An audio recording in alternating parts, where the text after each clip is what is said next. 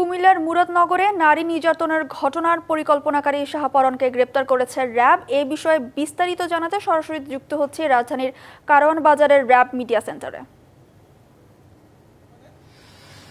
Victim মামলা করেছেন, সে ধরা পড়লেও দেখা গেল যে মবটা যারা করেছে, যারা এই সোশ্যাল মিডিয়াতে এই ভিডিওটাকে ভাইরাল করেছে, তাদের কয়েকজন ধরা পড়লেও এটার যে উস্কানিদাতা তিনি ধরা পড়েননি। তো সেটা নিয়ে আমরা কাজ করি এবং সেখানে আমরা দেখতে পাই যে শাহপরান এবং ফজর আলী, আমাদের যে আসামি আজকের অ্যারেস্টেড, তার নাম শাহপরান এবং যে ধর্ষক ছিল সে ফজর আলী, এরা দুই ভাই ছিল। এই দুই ভাই এই ভিকটিমকে বিভিন্ন সময় দীর্ঘদিন যাবৎ উত্তক্ত করে আসছিল। সো উত্তক্তর প্রেক্ষিতে দুই ভাইয়ের মধ্যে একটা দ্বন্দ্বেরও সৃষ্টি হয়। সে প্রেক্ষিতে বিগত 2 মাস পূর্বে তাদের মধ্যে একটা পারিবারিক বা গ্রাম্য পর্যায়ে একটা সালিশ হয়। সেই সালিশে এই ফজর আলী ছিল বড় ভাই এবং শাহপরান ছোট ভাই। এই দুজনের মধ্যে সালিশে শাহপরান কর্তৃক শাহজালাল কর্তৃক শাহপরানকে হেনস্থা করা হয় এবং মারধরও করা হয়। সে প্রেক্ষিতেই শাহপরান তার এই বড় ভাইয়ের প্রতি একটা প্রতিশোধ নেওয়ার চিন্তা ভাবনা করে। মোনালিসা হেভি ফ্লো 15 পিস প্যাকেটের সাথে 8 পিসের একটি প্যাকেট একদম ফ্রি।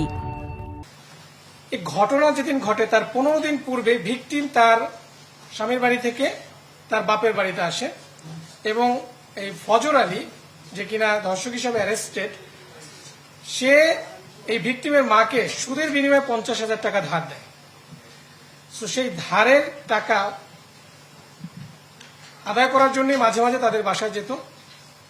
ঘটনার দিনও তেমনি এই টাকা আদায়ের সূত্র ধরেই তিনি ওই বাসায় গিয়েছিলেন রাতের বেলা এবং এইটা শাহপরান জানতো যে ওই দিন সে যাবে। সে প্রেক্ষিতে শাহপরান তার লোকজন সেট করে দেয় যে এরকম এই টাইমে যাবে, তোমরা যদি তাকে ধরতে চাও ধরতে পারো।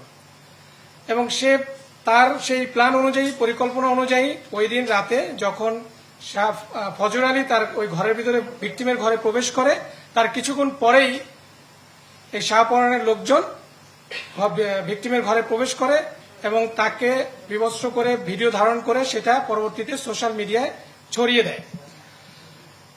পরবর্তীতে আমরা এটা জানতে পারি।